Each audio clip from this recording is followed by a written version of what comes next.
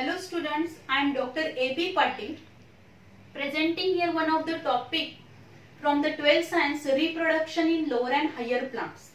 In previous lecture, we already discussed about the double fertilization, significance of double fertilization and development of endosperm.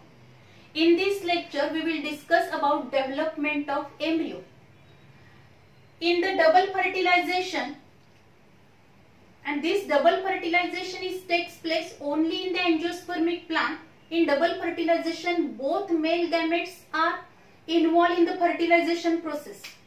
One male gamete unite with the egg to form zygote, and another male gamete unite with the or fuse with the secondary nucleus to form triploid primary endosperm nucleus, which undergo repeatedly division and redivision to form endosperm. And how the endospermic development takes place, this is already discussed in the last lecture. In this lecture, we discuss about the embryo development. After the union of this male gamete and the female means the egg, then there is a formation of the diploid zygote. And then this zygote is known as oospore, and this oospore undergo repeatedly division and redivision to form the embryo, and this process is known as embryogenesis. Embryogenesis, genesis means formation. Formation of embryo from zygote, this is called as a embryogenesis. In this process, formation of embryo from the zygote. Zygote मध्ये repeatedly mitotic division होणार आणि त्याच्यापासून embryo develop होण्याची जी process आहे त्यालाच आपण म्हणतो embryogenesis process. त्यालाच एम्ब्रियोजेनेसिस म्हणतो. Embryogenesis is not takes place as there is a syngamy after the union of male and female gamete. Immediately the zygote do not undergo this embryogenesis process.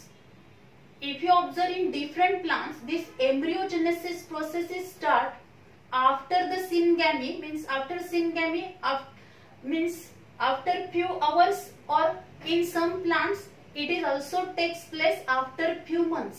म्हणजे सिनगॅमी झाल्यानंतर mail gamete female गॅमेटचं union झाल्यानंतर लगेच एम्ब्रियोजेनेसिसची process होत नाही.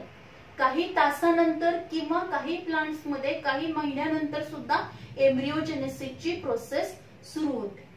Because when the syngamy takes place, at that time also there is a triple fusion, means the next male gamete which fuse with the secondary nucleus to form the triploid primary endosperm nucleus which undergo division and redivision. म्हणजे जे काही primary endosperm nucleus आहे ते division रिडिव्हिजन करणार आणि endosperm form करेल.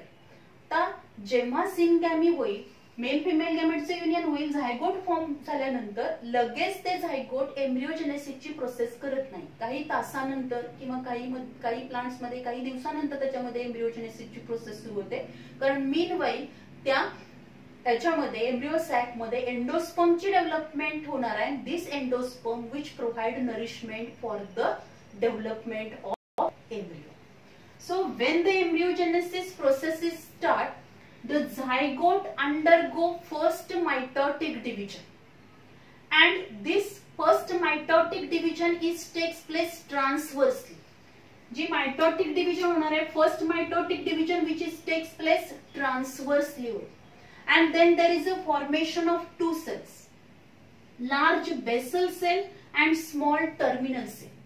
And this large basal cell which is present towards the micropylar egg. Already we know the structure of ovule. आपल्याला ओव्ह्यूलचं structure माहिती आहे. And this micropylar end, जो micropylar end आहे त्या साइडला इथं आता हे झायगोट आहे. झायगोट मध्ये ट्रान्सवर्स डिव्हिजन होणार. ट्रान्सवर्स डिव्हिजन झाल्यानंतर दोन सेल्स फॉर्म होतील. दोन सेल्स फॉर्म झाल्यानंतर लार्जर सेल जी असते तिला बेसल सेल म्हणायचं, आणि ही बेसल सेल कोणत्या साइडला असेल, मायक्रोपायलर साइडला असणार. आणि आतल्या साइडला कुठली असणार आहे, टर्मिनल सेल प्रेझेंट असेल. This terminal cell is small. Then this basal cell again undergo mitotic division and all this mitotic division takes place transversely. Means this basal cell undergo mitotic division, 2-3 mitotic division. All this mitotic division takes place transversely. सगळ्या mitotic division ह्या कशा होणार आहे? Transversely होते. And then there is a formation of 6 to 10 suspensor cells. इथं काय form होतील? 6 to 10 suspensor cells form होतील. The first cell of these suspensor किंवा अपेक्सला जी सस्पेन्सर सेल प्रेझेंट असणार आहे, सगळ्यात एंडला वरच्या साईडला जी सस्पेन्सर सेल प्रेझेंट असेल, this suspensor cell is known as haustorial cell. या सेललाच म्हटलं जातं haustorial cell, because this haustorial cell absorb the nourishment from the nucellus. कारण जी काही एम्ब्रिओ सॅक असणार आहे त्या एम्ब्रिओ सॅकच्या सभोवताली हे न्यूसेलस प्रेझेंट असतं आणि त्या न्यूसेलस मधून हा हस्टोरिया काय करेल तर नरिशमेंट ऍब्सॉर्ब करून घेणार. Then meanwhile this terminal cell also undergo mitotic division. जसजशी या बेसल सेलची मायटोटिक डिव्हिजन होते त्याच वेळी काय होणार आहे, this terminal cell which undergo or the initial embryonal cell which undergo mitotic division, and first mitotic division of this terminal cell takes place longitudinally or vertically. पहिली डिव्हिजन कशी होणार आहे? वर्टिकली होईल. Then after the first vertical division, then second mitotic division is takes place right angle to the previous one. म्हणजेच काय होणार, पहिली vertical झाली तर दुसरी ट्रान्सवर्स होईल आणि तिसरी परत vertical होणार. In this way there is a formation of 4 cells, first longitudinal division and second transverse division. Then again the third division which is takes place longitudinal. In this way 8 cells of the eight embryonal cells are formed. या terminal cells पासून काय form होणार आहेत? 8 embryonal cells form होतील. And these suspensor cells, the apical suspensor cell which is act as a hostorial cell which absorb the nourishment, and all these suspensor cell perform the function that is they push the embryonal cell in the endosperm. म्हणजे काय करणार आहेत या suspensor cells काय करतील, त्याचं function काय आहे? These suspensor cell push the embryonal cells. हा जो काही एम्ब्रियोनल सेल्स फॉर्म होणार आहे त्या एम्ब्रियोनल सेलचा मास जो असेल तो कुठे पुश करणार आहे? एंडोस्पर्म मध्ये पुश करतील, due to which these embryonal cell get nourishment from the endosperm. Endosperm मधून त्याला काय मिळणार आहे? नरिशमेंट मिळेल. Then in this suspensor cell, या सस्पेन्सर सेल मधली सगळ्यात लास्टची जी सस्पेन्सर सेल असेल which is near to the embryonal cell, embryonal सेलच्या जवळची आणि सगळ्या सस्पेन्सर सेल मधली सगळ्यात शेवटची जी सस्पेन्सर सेल असेल, this is known as hypophysis. त्याला म्हटलं तर हायपोफायसिस.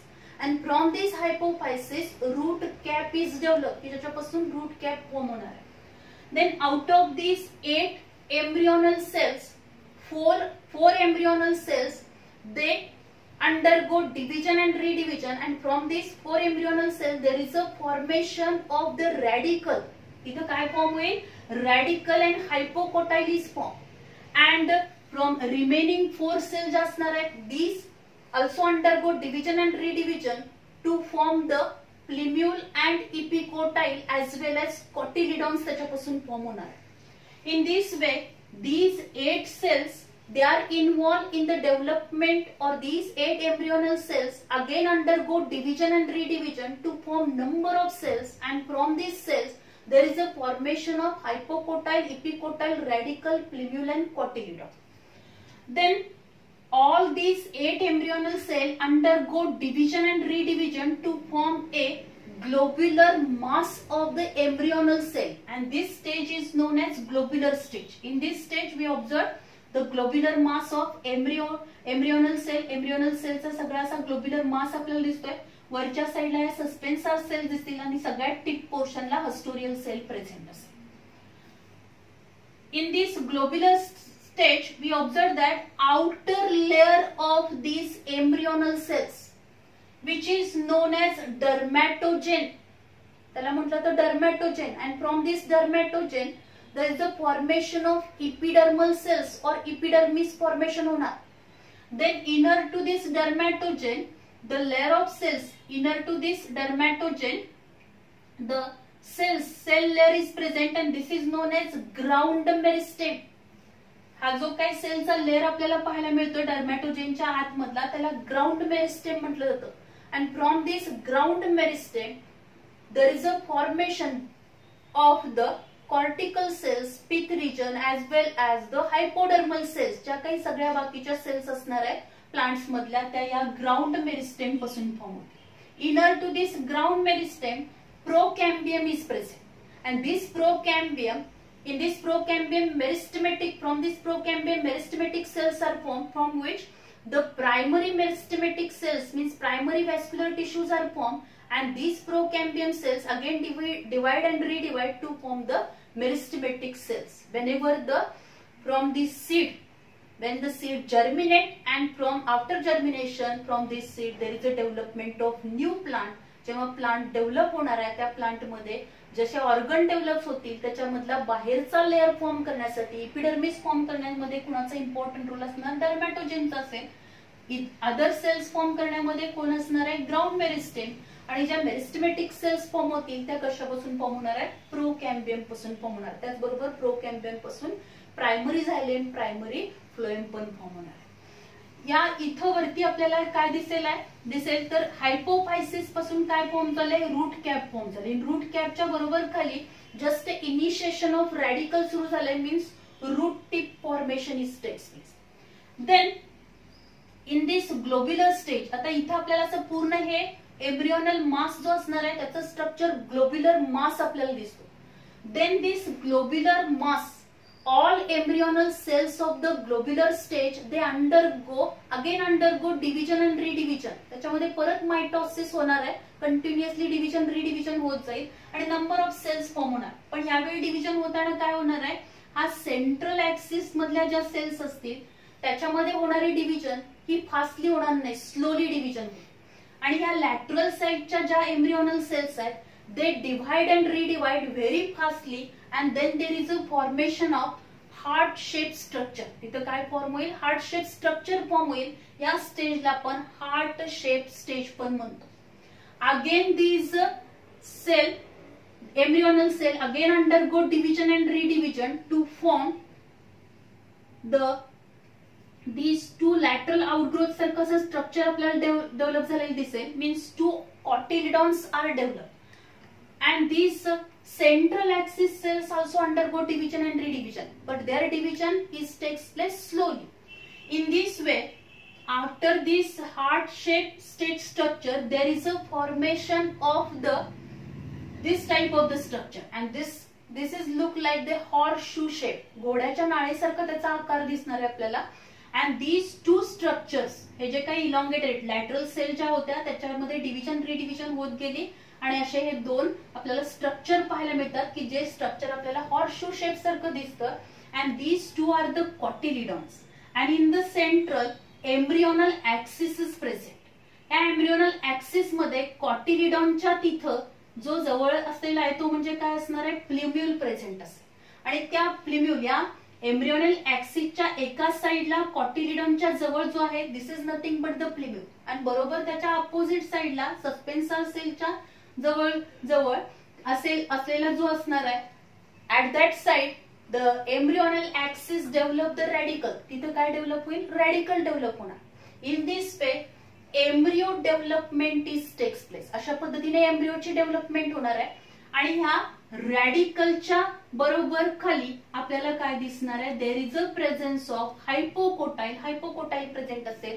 आणि प्लिम्यूल जे असणार आहे त्या प्लिम्यूल इथल्या साइड इथं आपण बघितलं तर वरती इथं काय असेल, इपिकोटाईल प्रेझेंट असेल.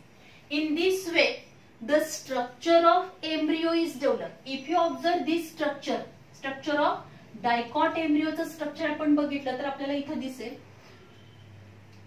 दिस one is the embryo axis. हा पूर्ण काय आहे, एम्ब्रियो ऍक्सिस आहे. इथं आपल्याला प्लिम्यूल दिसतंय and then there is a formation of two cotyledons present दिसते. जिथून cotyledon ह्या पूर्ण अरेंज झाले तिथेच आपल्याला प्लिम्यूल पाहायला मिळणार आहे. त्याच्या बरोबर अपोजिट साइडला आपल्याला इथे काय दिसेल, radical, and on this radical root cap is present. Above this radical region hypocotyle is present and below this plumule there is a presence of epicotyle formation. In this way development of embryo takes place in the dicot plant. Dicot plant मध्ये double fertilization झाल्यानंतर जी embryonic development होणार आहे, this embryogenesis process is takes place in this way. पहिल्यांदा सुरुवातीला काय असेल, zygote. This zygote undergo first mitotic division and this first mitotic division is takes place transversally झाली. टू सेल्स फॉर्म झाल्या, basal cell and terminal cell. Basal cell present towards the micropylar side. Micropylar end कडे काय असणार आहे, Basel cell present असेल आणि inner साइडला त्याच्या आतल्या साइडला टर्मिनल सेल प्रेझेंट असेल, म्हणजे चलायजच्या साइडला त्या साइडला प्रेझेंट असेल. Basal cell towards the micropylar and terminal small terminal cell असेल. Basal cell again undergo mitotic division and all divisions takes place transversally. सगळ्या डिव्हिजन कशा होणार आहे, ट्रान्सवर्सली. अशा पद्धतीने ट्रान्सवर्सली डिव्हिजन होणार आणि मग ह्या सगळ्या सस्पेन्सर सेल एकावरती एक अरेंज होतील. In this way 6 to 10 suspensor cells are form. अशा पद्धतीने 6 ते 10 सस्पेन्सर सेल फॉर्म होतील आणि त्याच्यामधल्या सगळ्यात टॉपमोस्टची जी सगळ्यात वरची जी सस्पेन्सर सेल असेल, this is known as haustorial cell. तिला हस्टोरियल सेल म्हणतो किंवा first cell of this suspensor which is nothing but the haustorial cell. This haustorial cell, ही हस्टोरियल सेल न्यूसेलस मध्ये पेनिट्रेट होणार आणि तिथून नरिशमेंट ऍब्सॉर्ब करून घेणार.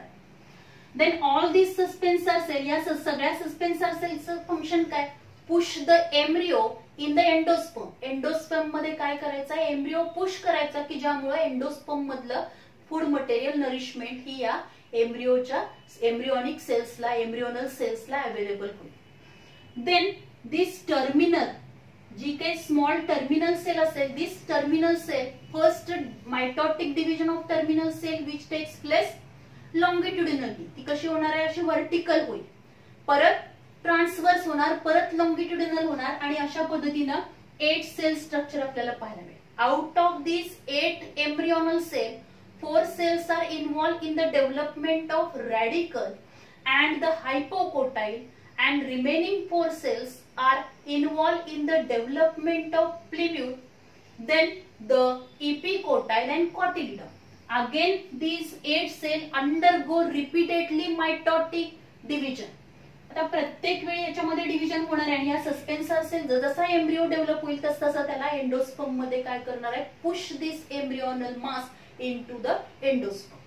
Then these 8 cells undergo redivision to form a globular mass of the embryonal cells.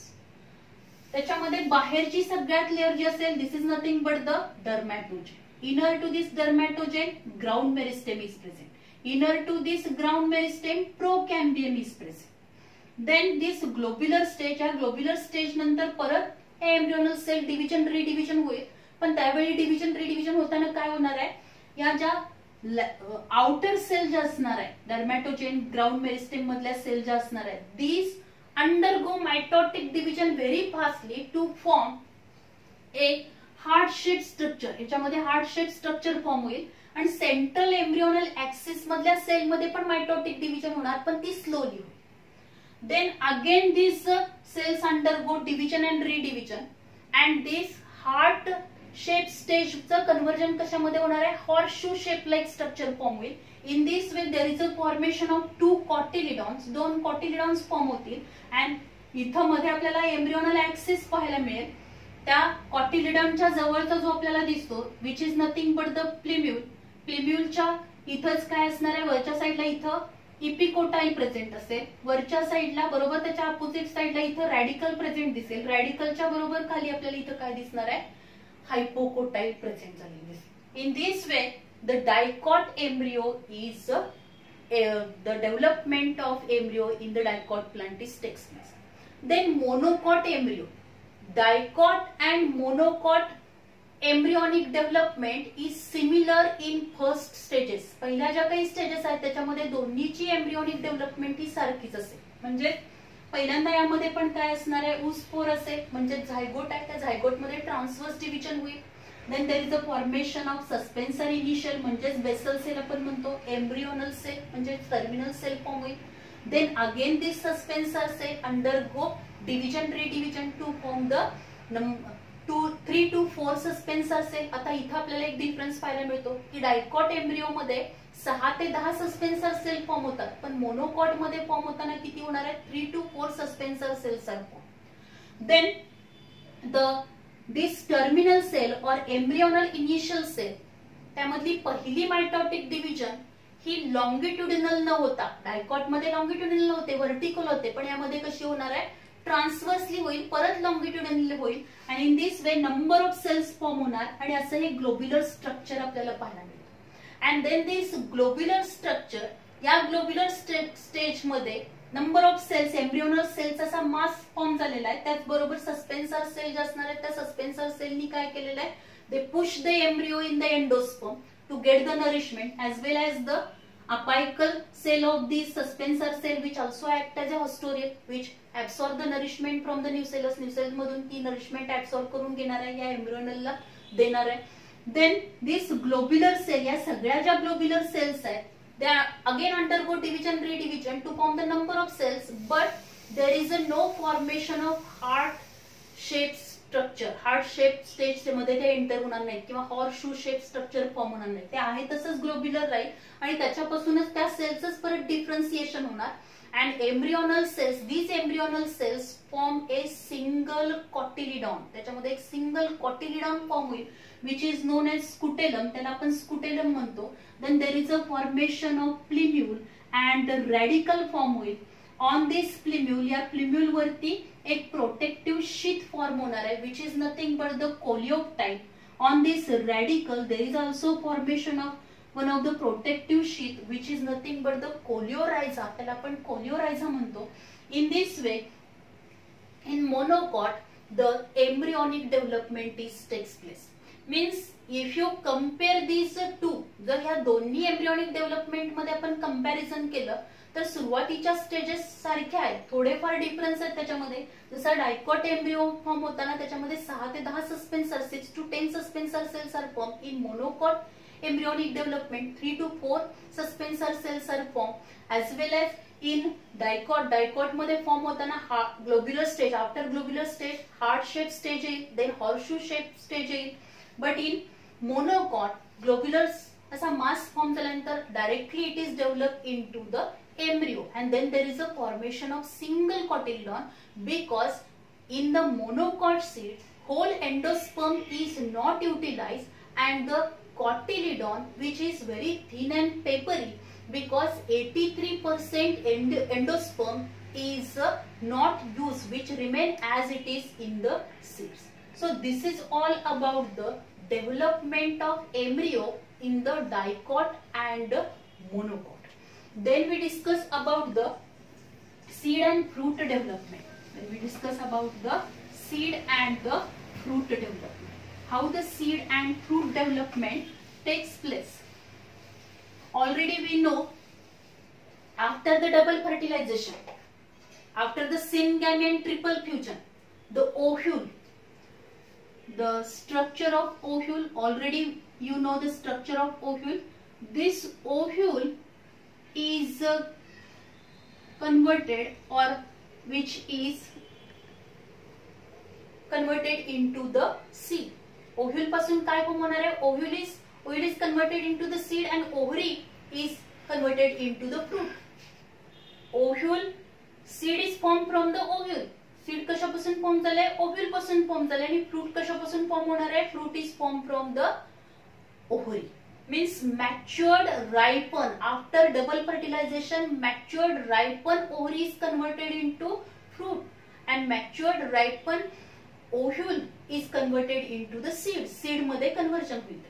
means after double fertilization this ovule is converted into the seed. त्याचं conversion seed मध्ये होणार आहे, त्याच्यापासून सीड फॉर्म होईल. if you observe the structure of the dicot seed, means the non endospermic seeds. जर आपण non endospermic सीडचं structure बघितलं, means dicot seeds are mostly non endospermic one. Then we observe in dicot seed 2 cotyledons are present. त्याच्यामध्ये 2 cotyledons present असतील.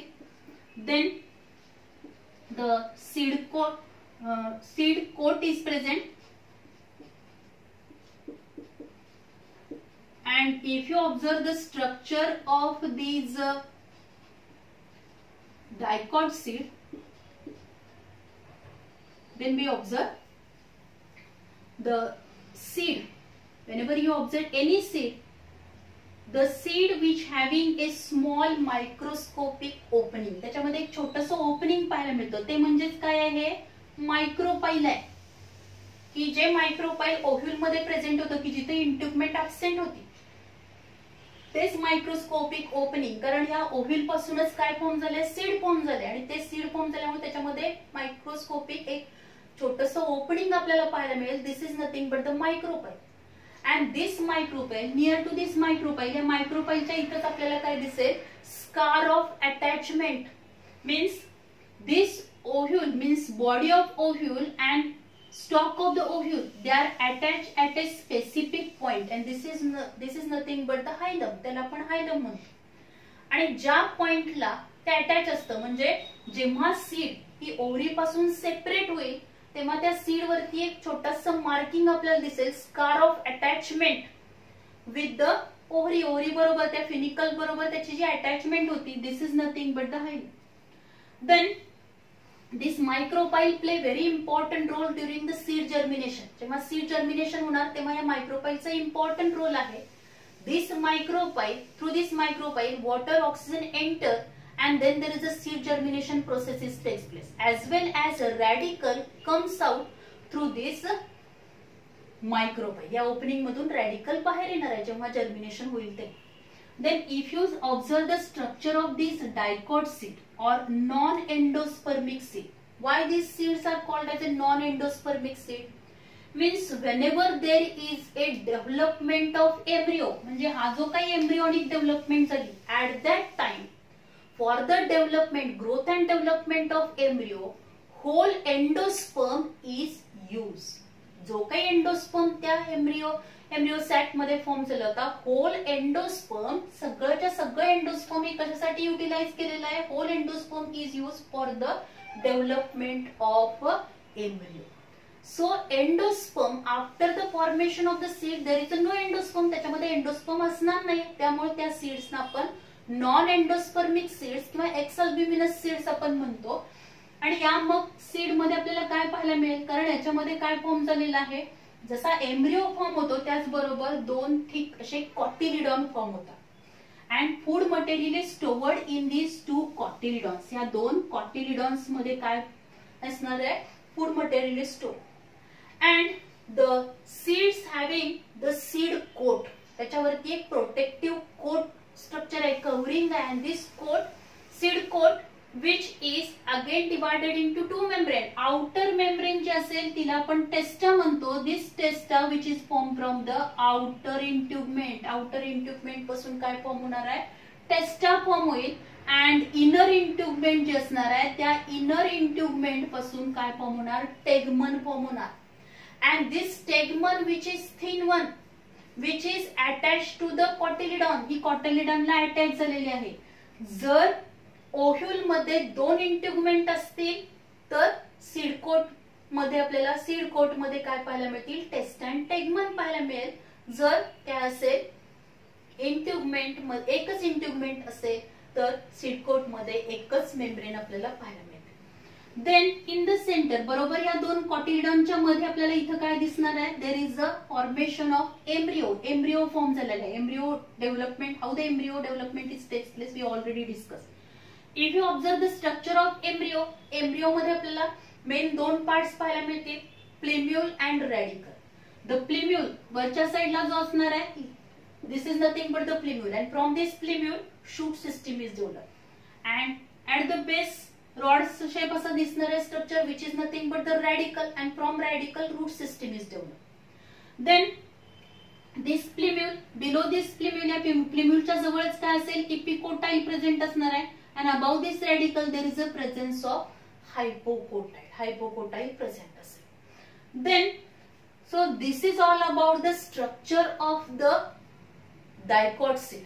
किंवा आपण groundnut seed जर open करून बघितली, शेंगदाणा आपण घेतला आणि तो ओपन केला, ओपन केल्यानंतर आपल्याला वरच्या साईडला असं एक ऑफ व्हाईट कलरचं एक स्ट्रक्चर पाहायला मिळतं. This is nothing but the embryo. हा काय असणार आहे, एम्ब्रिओ असतो. त्याच्यामध्ये radicle, plumule, epicotyl, hypocotyl present असणार आहे. आणि हे दोन स्ट्रक्चर जे दिसतात आपल्याला, दोन डाळी ज्या दिसतात, जर आपण डायकोटिलिडोनस सीड्स बघितला तर त्याच्यामध्ये दोन आपल्याला कॉटिलिडॉन दिसतात.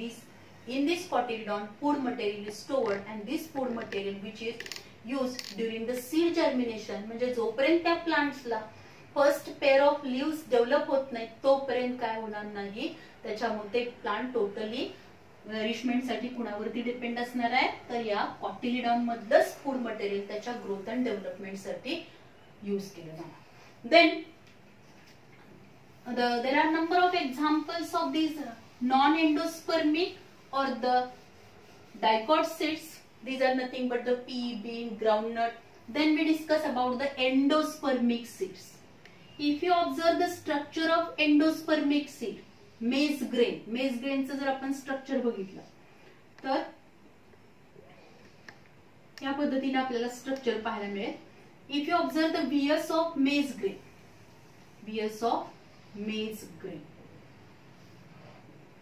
then it is a endospermic seed. ही कशी आहे, एंडोस्पर्मिक सीड आहे. So 83% endosperm which is present in this seed means whole endosperm which is not used for the development of embryo. एम्ब्रियोच्या डेव्हलपमेंट साठी पूर्ण एंडोस्पर्म युटिलाइज केलं जाणार नाही. त्यामुळे या सीड्सना आपण काय म्हणतो, एंडोस्पर्मिक सीड्स म्हणतो, की ज्याच्यामध्ये 83% एंडोस्पर्म प्रेझेंट असणार. And this is nothing but the endosperm. हे काय आहे, endosperm. Then this is the aleurone layer.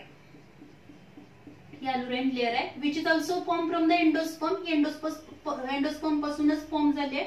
बऱ्याच वेळेला याच्यावरती क्वेश्चन विचारला जातो, the ploidy of the aleurone layer and the ploidy of alurine layer which is triploid one because it is formed from the endosperm. आणि endosperm cells या triploid असतात, त्यामुळे alurine layer मधल्या सेल्स पण कशा असणार आहेत, ट्रिप्लॉइडच असते. नंतर इथं बेसला आपल्याला काय दिसणार आहे, there is a formation of plumule and radicle. Plumule and radicle पाहायला मिळेल. Plumule and radicle. And this is nothing but the scutellum. त्यालाच आपण कॉटिलिडॉन म्हणतो. This is nothing but the plumule. हे प्लिम्यूल आहे. This one is the red. So if you observe the VS of the maize grain, जर आपण VS of maize grain बघितला, monocot सीडचा आपण व्हियस घेतला, व्हर्टिकल सेक्शन घेतला, तर आपल्याला असं स्ट्रक्चर पाहायला मिळेल. जर आपण सीड बघितली तर सीड मध्ये आपल्याला असं स्ट्रक्चर दिसतं की वरचा पार्ट हा ग्लोब्युलर असतो आणि इथं असा थिन रिजन असतो. हा जो सगळा पार्ट आहे इथे एंडोस्पर्म प्रेझेंट आहे. इथला जो पार्ट असणार आहे तिथं काय प्रेझेंट असणार आहे, हे थिन पेपरी कॉटिलिडॉन प्रेझेंट असेल आणि तिथंच काय प्रेझेंट असणार आहे, रॅडिकल आणि प्लिम्यूल प्रेझेंट असेल. ऑन दिस रॅडिकल, या रॅडिकल वरती एक प्रोटेक्टिव्ह शीथ प्रेझेंट आहे. This is nothing but the coleorhiza. त्याला कोलिओरायझा म्हटलं जातं. अँड ऑन दिस प्लिम्यूल, हे जे काही प्लिम्यूल आहे त्या प्लिम्यूल वरती पण एक protective shield like structure present असेल. And this is nothing but the coleoptile. त्याला कोलिओप्टाइल म्हटलं जातं. त्याच्यावरती पण आपल्याला एमसीक्यू मध्ये क्वेश्चन विचारतो. आता हे लक्षात कसं ठेवायचं, कोलिओप्टाइल. कोलिओप्टाइल या वर्ड मध्ये पी आलेला आहे, याच्यावरून आपण लक्षात ठेवू शकतो. प्लिम्यूल वरती जे असणार ते कोलिओप्टाइल आणि रॅडिकल वरती जे असेल त्याला आपण म्हणतो कोलिओरायझा, की ज्याच्यामध्ये आर आलेला आहे, त्याच्यावरून आपण लक्षात ठेवू शकतो रॅडिकल वरचा कोलिओरायझा आणि प्लिम्यूल वरचा कोलिओप्टाइल. So this is the structure of the endospermic seed. हे कशाचं स्ट्रक्चर आहे, एंडोस्पर्मिक सीड और the monocot seed. Mostly monocot seeds are endospermic seed. in which the food material is stored in the form of endosperm. एंडोस्पर्मच्या form मध्ये food material available होणार आहे. Single cotyledon form झालेला असेल तो cotyledon पण thin peppery असणार आहे, कारण एंडोस्पर्म हे टोटली एम्ब्रियो डेव्हलपमेंट साठी यूज केलं जात नाही. So the whole endosperm is not used for the development of embryo. So these seeds are called as a endospermic seeds or the albuminous seeds. Example आहे maize, then wheat, rice, coconut as well as castor. Castor हे dicot आहे, तरी पण काही exceptional आपल्याला असे पाहायला मिळतात की ज्याच्यामध्ये काही डायकॉट सीड्स पण काय असणार आहे. These are the endospermic one. पण मोस्टली डायकॉट कशा आहेत, नॉन एंडोस्पर्मिक आहेत आणि मोनोकॉट ह्या एंडोस्पर्मिक सीड्स आहेत. Then discuss about the fruit. Before discussing about the fruit, if you observe in the black paper म्हणजे त्याला आपण मराठीमध्ये काळी मिरी म्हणतो, की ज्याच्यामध्ये आपल्याला काय दिसेल, काही सीड्स अशा आहेत की ज्या सीड्स मध्ये आपल्याला काय पाहायला मिळतं, there is also presence of the thin layer of nucellus. म्हणजे सीड डेव्हलपमेंट झाली, ओव्हिल पासून सीड डेव्हलपमेंट झाल्यानंतर सुद्धा जसं आपल्याला एंडोस्पर्म पाहायला मिळतो एंडोस्पर्मिक सीड्स मध्ये, तसं काही सीड्स मध्ये आपल्याला thin layer of the nucellar cells are also present in the seeds. And these nucellar cells known as perisperm, त्याला पेरिस्पर्म म्हटलं जातं, which are observe in black paper मध्ये आपल्याला काळी मिरी असेल त्याच्यामध्ये पाहायला मिळेल. त्याचबरोबर कॅस्टर मध्ये पण आपल्याला काही न्यूसेलर सेल्स पाहायला मिळतात as well as beat. Then the structure of fruit. If you observe the structure of fruit, आपण फ्रूटचं स्ट्रक्चर बघितलं तर आपल्या लक्षात येईल की after the double fertilization from ovule seed is develop and from ovary fruit is develop. Means fruit is nothing but the matured ripened ovary is nothing but the fruit.